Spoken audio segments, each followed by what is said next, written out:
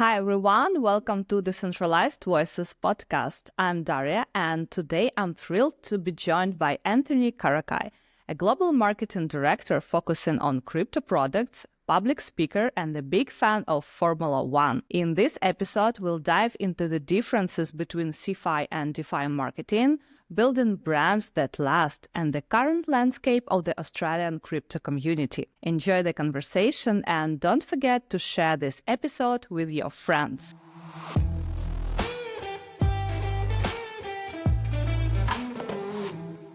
Anthony, I'm happy to have you today. Please give a short overview of your professional path and what led you to the crypto space. Yeah, sure thing. And thank you so much for having me. My professional path has actually been quite an interesting sort of zigzag on my way to crypto.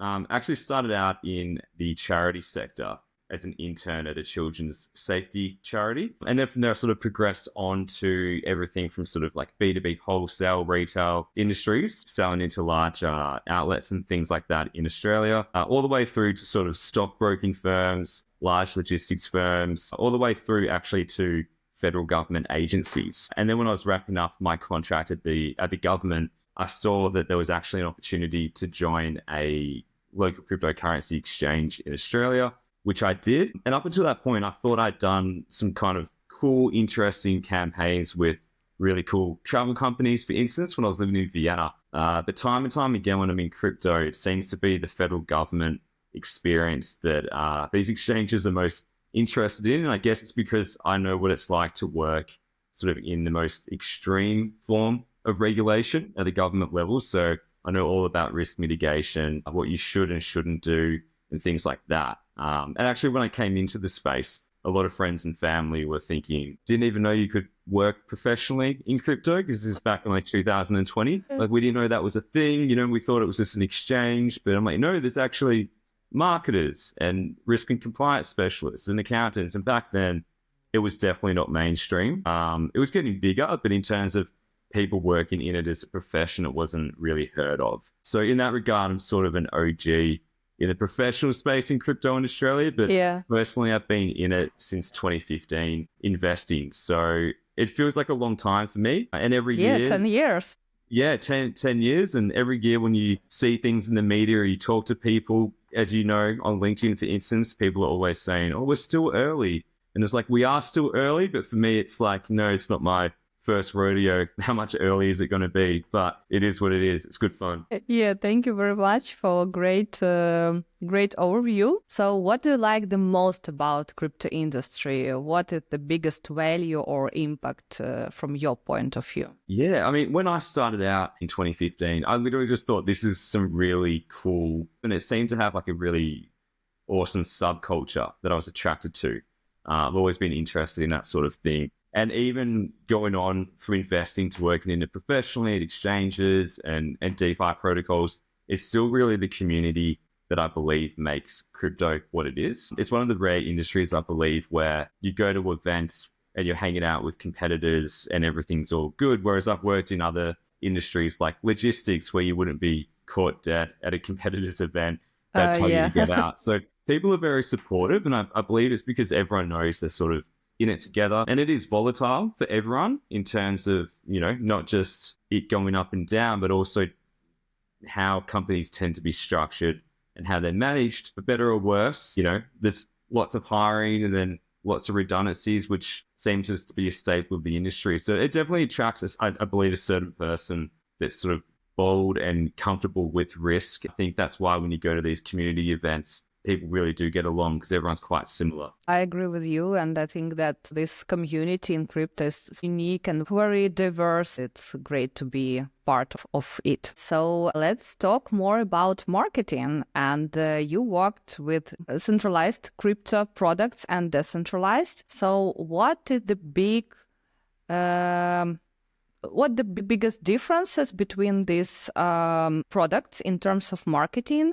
Yeah, sure. I've found with centralized exchanges, it's a lot more broad in terms of the marketing communications channels and what you're saying and who you're saying it to. Centralized exchanges, they're attracting obviously like investors, but they're also attracting a lot of first timers that are curious about it. So there's definitely a pathway in terms of education, teaching people how to onboard, what it all means. So in that regard, it's very, I guess, top of funnel. Whereas I find when you go to DeFi protocols, people know the outcome they're looking for, whether it's yield or staking. They know generally what they want, so they're generally a bit more of an informed audience.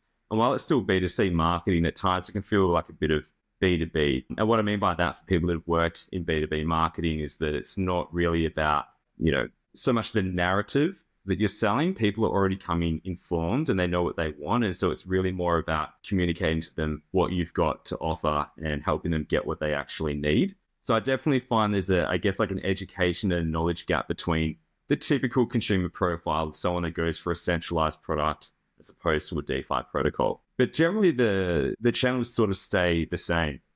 I mean, obviously it's all about Web3, but people really are learning about these things on Web2 channels, whether it's Facebook, Instagram, TikTok, X. They're still signing up to the newsletters, which in marketing is what you really call like an oldie but a goodie.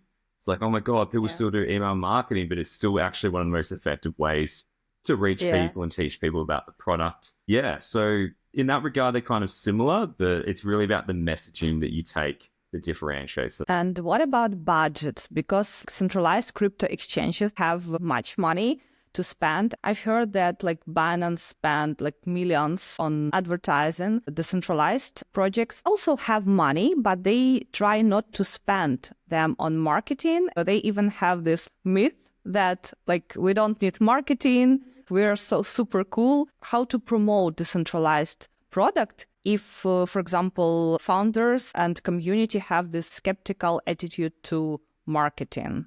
For any projects, like inside Web3 or outside of Web3 tech projects, I don't really believe it's the case anymore that, build it and they will come. There's just too much noise in the market. You really need to be raising the profile. And another thing that people often find themselves in as a marketer is situations where it's extremely sales driven. Like obviously sales generates, the survivability of the business. But when everything is just looked at through a sales lens and it's all about this particular type of ROI, it becomes hard for marketing to really do their job. And that's where really brand building comes into play, like telling the brand story, not just the features and the benefits and the unique selling point, but really telling the story and getting people engaged and getting them to resonate emotionally with the brand.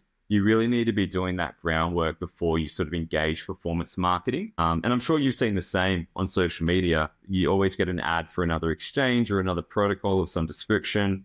It eventually just becomes noise and you skip over it. So their budget is kind of wasted anyway, because they haven't done the groundwork in the beginning about, the very basic things like awareness, consideration, and conversion. And so it is definitely two different, ways of doing things. Obviously, some centralized exchanges have a lot of money and they can throw a lot of money at different things to see what works. And because marketing is essentially a discipline of just constantly testing and measuring things, because the blueprint that you have today that might have worked might not work tomorrow, or what doesn't work today might work next month. You never really know because no one's got a crystal ball. When it comes to the DeFi side of things with smaller budgets, I actually think it's kind of more fun because you get to be a bit more scrappy. And I guess because a lot of marketers are creative types, they generally do more with less. And I feel like, it's a kind of contrast, I believe, with big budgets.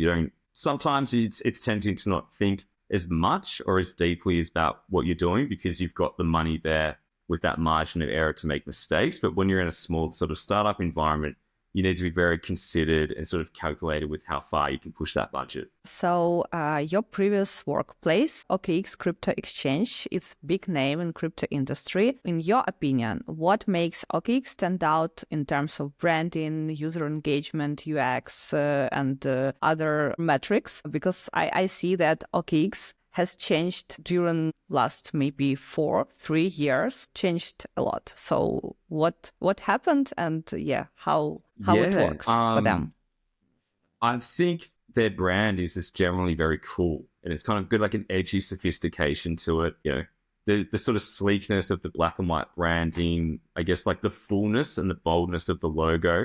I believe that's really helped it to stand out, especially with a lot of centralized exchanges being bright colors or a little bit cartoony and animated. Everything that sort of OKX has done under the leadership of their CMO, Hyder, it's just been very sleek and sophisticated. And I think they've just had a lot of success because while the brand is very strong and there's a lot of discipline behind it, the product range is so large that they kind of are everything to everyone, if that makes sense.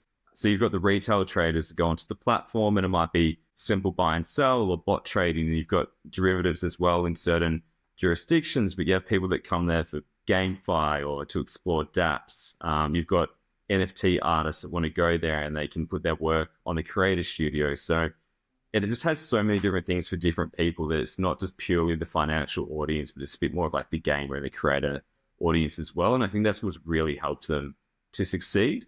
But of course, at that level, there's a lot of other exchanges that kind of do similar things. Like everyone's got a little bit of a different value proposition, but I think they've been very smart with their partnerships. You know, introducing McLaren, for instance, and Manchester City, which is great. But McLaren in particular, you know, there was a portion of time there where they weren't doing so well on the grid, and then they exponentially sort of exploded in performance. So really, I think if you ask any company if they could pick any F1 team, who would they align with? It would most likely be McLaren. So yeah, I think it's been a good opportunity for them to come in at the right time. And obviously segments like Drive to Survive, which has really pushed the sport of Formula One into the cultural zeitgeist. You've now got crypto heavily involved with that. It's a lot of eyeballs for everyone. So bit of time in there as well that couldn't be foreseen, but yeah, that's what marketing is essentially. Yeah, and I see that OKX looks more modern and more attractive to young audience compared to Binance or Kraken,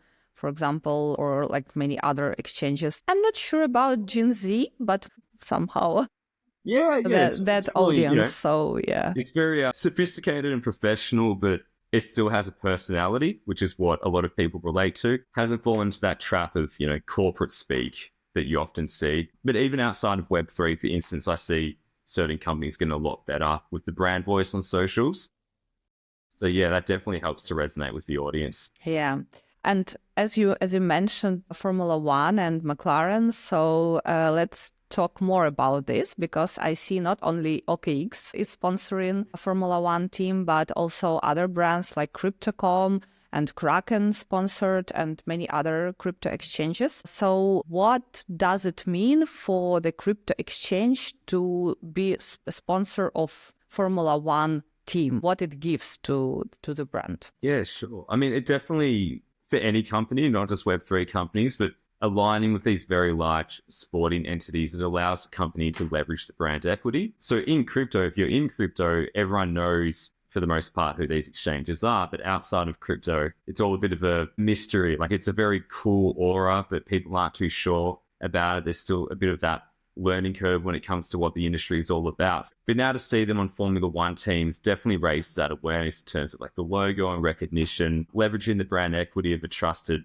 companies such as Ferrari or McLaren helps as well. Consumers will tend to look at these sorts of entities and figure, hey, if they trust these guys enough to partner with them, I can trust them as well. But beyond the logo and everything, I mean, the sponsorship fee is essentially the price of admission to the game. You still need the budget behind you to activate things with drivers or with the team or with various campaigns. And I think really the main opportunity there is that when you're coming in, whether it's a crypto company or any other company into Formula One or a sporting team, you're really kind of going into these entities with a brand new audience that are essentially cold to you for the most part.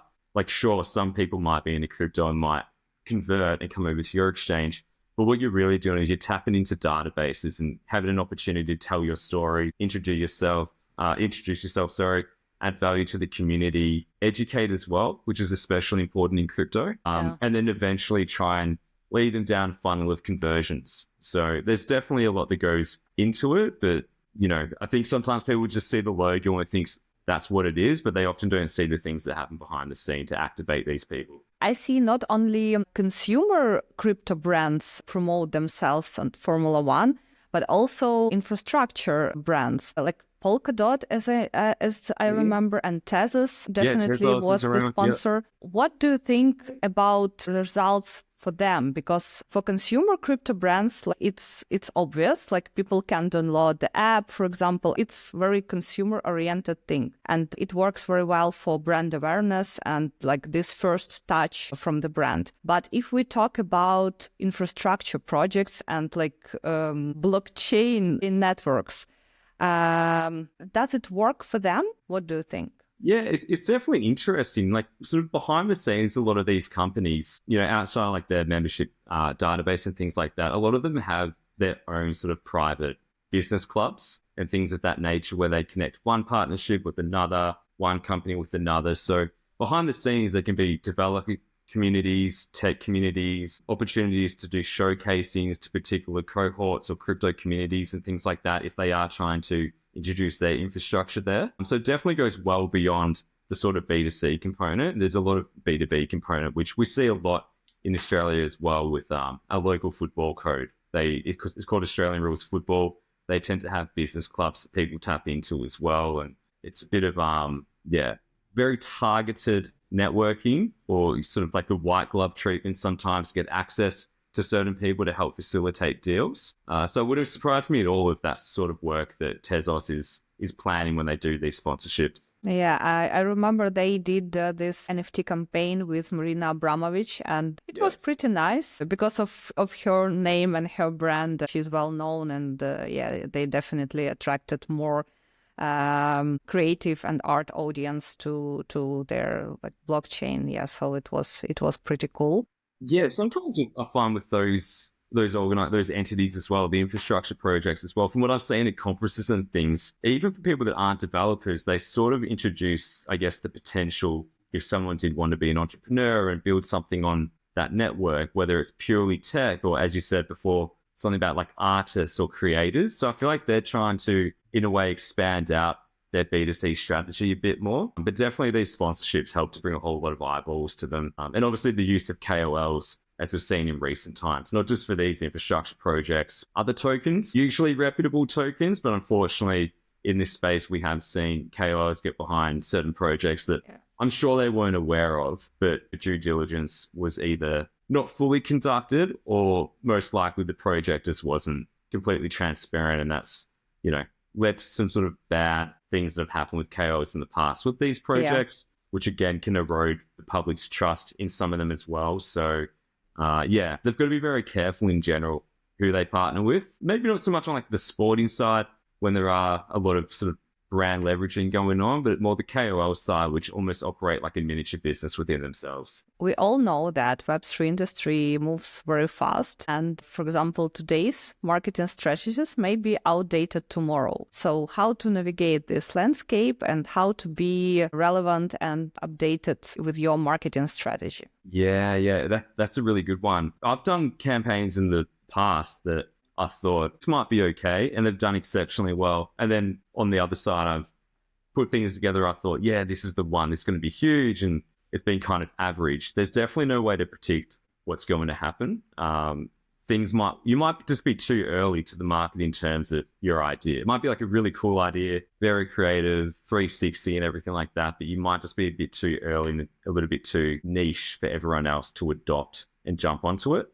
But in terms of really trying to figure out what that blueprint looks like, I feel like it's always evolving. It's very difficult to have a blueprint. I feel like if you're in certain industries, maybe like banking, for example, things are quite rigid and disciplined and they kind of know the exact sandbox that they're playing in. But I think when it comes to tech, things change so quickly. People are quite, I guess, like well-versed in technology. And as a result, they're quite well-versed in what is being sold to them or what's being said to them. And so they really aren't that receptive to marketing messages that feel like marketing. I mean, no one really likes to be sold anyway. It's like when you go into a shop where someone's following you around asking if you need help like 10 times. Yeah, no, it's annoying. I'm just browsing. I feel like, the audience for tech companies in general are a bit like that. Yeah, it's a bit of a challenge, but you're always rotating your ideas, you're always testing and measuring, trying to create like a best practice, trying to have some sort of report that you can reference in the future.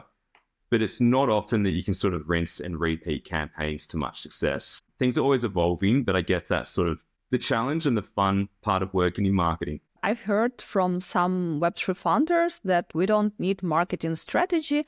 We need just tactic steps, and that's all. I'm disagree with this, but why do you think this happens? Like, why they reject to have this long-term vision? I do find those sorts of organizations, when they're just talking about tactics the whole time, they're probably alluding a bit more to performance marketing, which, to be fair, there was probably like a 10-year run there where that's all people in organizations was wanting you to focus on because they just want to be able to measure the return on marketing.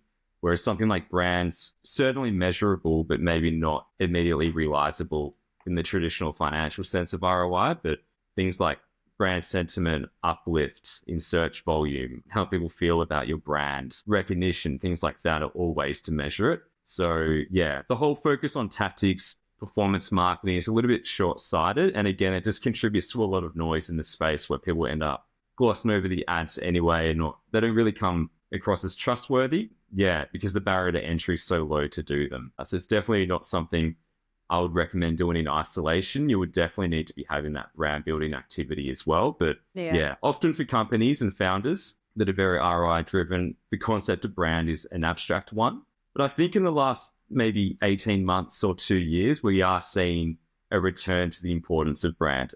Because I guess the more saturated the marketplace becomes, it's like, well, the only one that's really going to win out and stand out is that one that's telling the best story, and that's done through brand narratives. I know that you give talks at many conferences and different events. So how do you build your personal brand, and like what does it mean for you? Yeah, to be honest, it's all an accident for me. There was no intention to build any kind of personal brand for myself. I never even thought of the concept of a personal brand. Until someone that I worked with actually just said that straight out to me. They're like, oh, you're like a personal brand, right? I'm like, nah, what are you talking about? So yeah, nothing was ever done with an intention. I sort of primarily use LinkedIn, and I'm always talking about, Web3, whether it's crypto tokens, project updates, real world assets, tokenization and things like that. I just generally talk about that in general, but I also talk about where I'm traveling to. One of the great things about working in blockchain is like you get to be taken around the world a little bit with these conferences and things like that. So I think, I don't really have like a huge amount of, strategic advice for anyone that wants to build a brand other than the cliche of be yourself, which I know is annoying for people to hear because they want a practical takeaway. But I feel like being yourself on socials is what really sort of builds an audience organically anyway. You're adding like a very human element to what you do. If you're just talking about crypto the whole time, or if you're in real estate and that's all you talk about, or finance and that's all you talk about, you almost seem like a bit of a corporate shiller. Like, is that all there is to you? Yeah. And maybe, 12 years ago when LinkedIn started out, it did start out as like a very corporate focused network, but naturally, someone works to make money and pay their bills. It's not really who they are. So that human element starts to come in. So I definitely encourage people just to have a human element, no matter what sort of channel they're on. And I think that will allow you to sort of have the right audience find you. And then consequentially, you build a personal brand, which again, I was not even intending to do that, but it sort of happened that way. And then, that sort of led into opportunities to speak at conferences and come on your podcast as well, which was great. But one of the most amazing things has been connecting with people in the industry all over the world. So now I feel anywhere I go, I tend to know at least one person I can meet up with, which is good. And it sort of brings me back, I guess, to the start of our conversation about what I love most about crypto. And that really is the community. I think that's where it's really at for me. I see how people look artificial when they try to position themselves, and they don't talk about their hobbies, about their life, pets, but just like work. And it's like super, super boring and sometimes even toxic. So yeah. It's like very, very vanilla. You see this constant barrage of, hustle culture or just humble bragging at times a lot as well. And it just doesn't really make for an interesting engagement experience. You sort of, I guess, for a lot of social media, because there's such a blend between, I guess, what we do and like in real life activities and things like that now, which is quite interesting for an industry that was born completely online. The importance and the value of events is probably more critical and meaningful in our industry than probably a lot of other industries. So when you do see these people on LinkedIn, you go, oh, I want to know a little bit more about what they're about, or if they're on X or whatever it might be. What are they really about? What are they into? If you're coming from like the Australian point of view, it's like, hey, would I want to have a beer with this person or not? Do they look like a fun person to hang out with at a conference? So I definitely think just being relatable, being yourself and don't try to attract a particular type of audience. Just do what it is that you do, and your tribe will find you, so to speak. You were very active on LinkedIn, but do you use any decentralized social media like Lens or Warpcast or like maybe Blue Sky, Mastodon? I don't know. I've played around in all of them, to be honest, and I'm still continuously going through all sorts of social platforms to see what I think could be the next big thing. Obviously TikTok's really taken the cake for everything these days, but I feel like that's going to be challenged in the next 1 to 2 years, definitely. There's a fantastic app called Red Note, for example, which is predominantly based in Mandarin, but I think that's going to expand out a bit more into English. So yeah, I definitely play around in a lot of them and try and see what's the real difference between all of them or the value proposition between them all. I'm definitely familiar with the Web3 ones. I think for whether it's Web3 or Web2, I think all the social platforms, they need to try to find like a true point of differentiation, not just technically, but something that people really want. What can they do that's going to be very different that they can't do on other platforms? And at times it can feel like all the content mediums are merging together and getting a little bit saturated, but often, something comes out that no one sort of expected that sort of takes the cake. But yeah, I think they're all quite competitive, but it always seems to be sort of the main five that have staying power, at least for now. Let me ask you about your Australian crypto community and your experience, because you're the first Australian guest on my podcast. Oh, really? And yeah, for sure. And can you please tell more about Australian crypto community, blockchain community? And I know that you have Ethereum Sydney and many other events are happening there.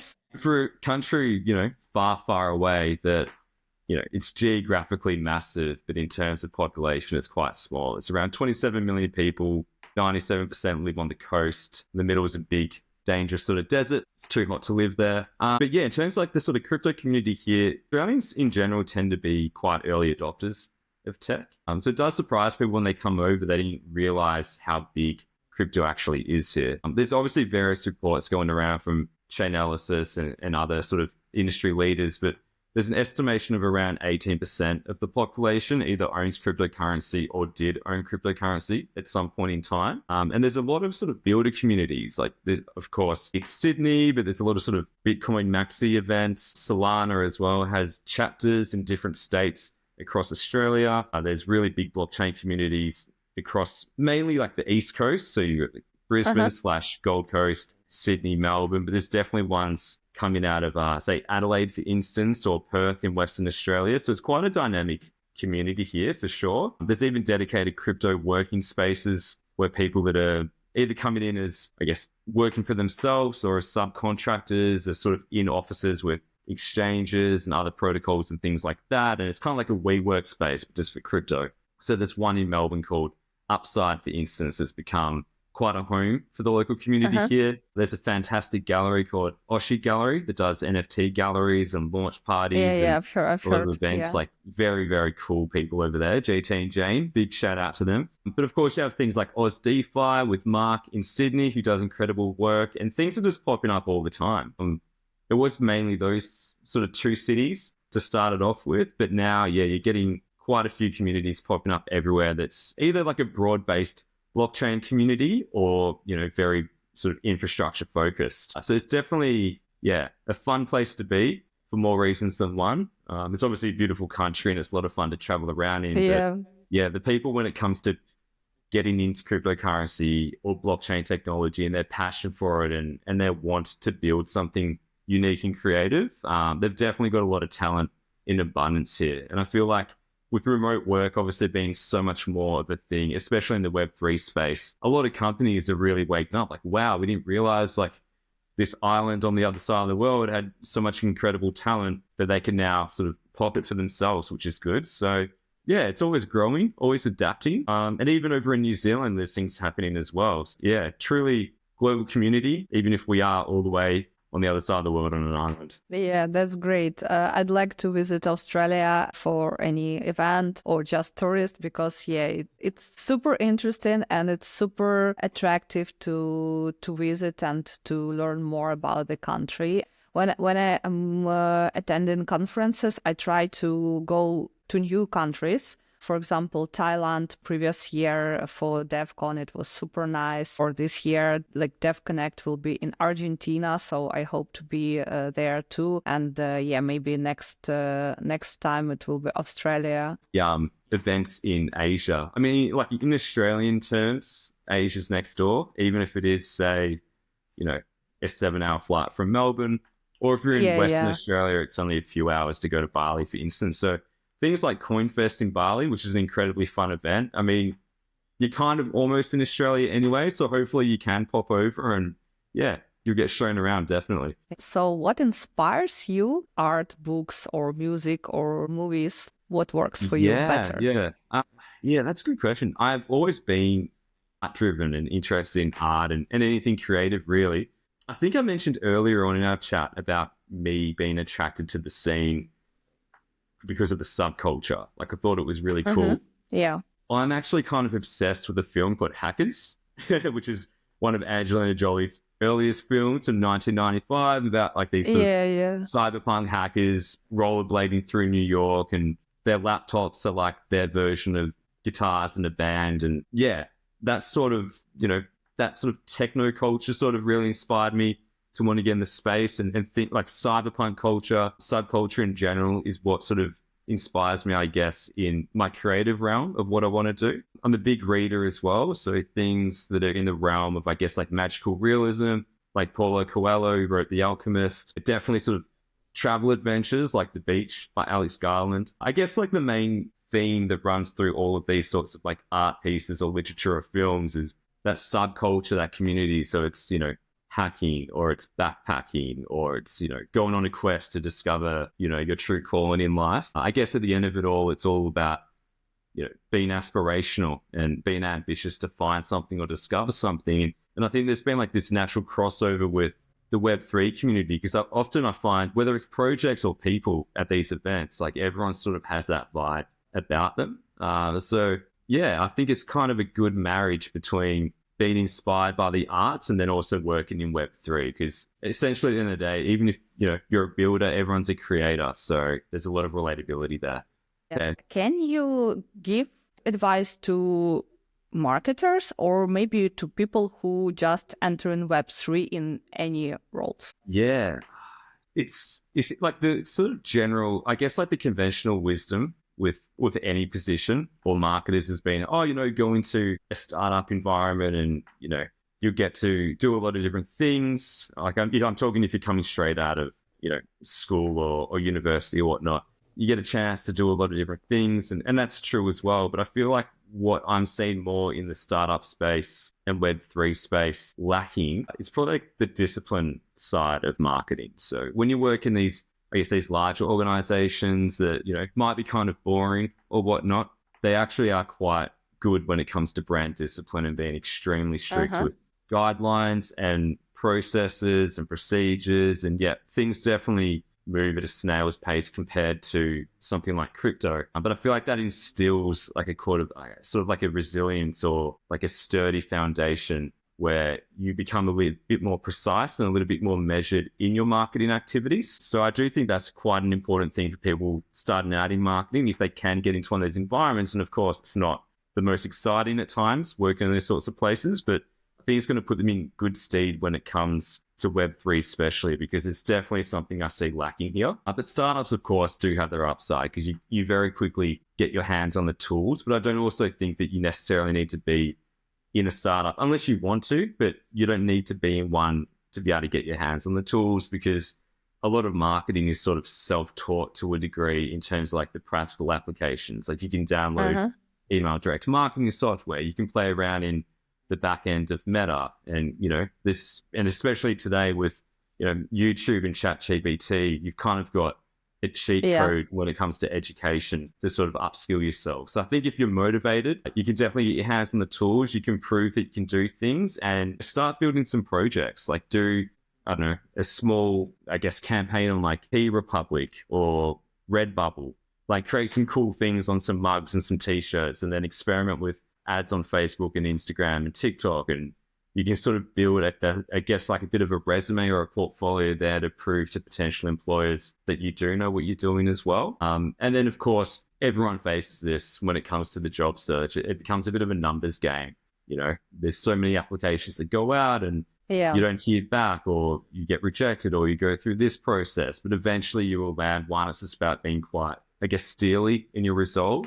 And then when you get your foot in the door, just trying to make the most of the opportunity, not just in terms of like having a good time, but when you're in the role, you know, try and think, what can I get out of this that's going to help me for the next position in the future? That's a bit of advice that my mentor gave me once, and I've always sort of kept that top of mind. So I do like to pass that along where I can as well. Thank you very much for this. It was really nice. It was really insightful, and I'm sure that our listeners and viewers of this video will also have fun and have some good pieces of advice and things to think about. Guys, I'll leave all Anthony's links under this video. You can follow him, ask him questions if you have. And yeah, thank you very much for attention. See you in the next videos.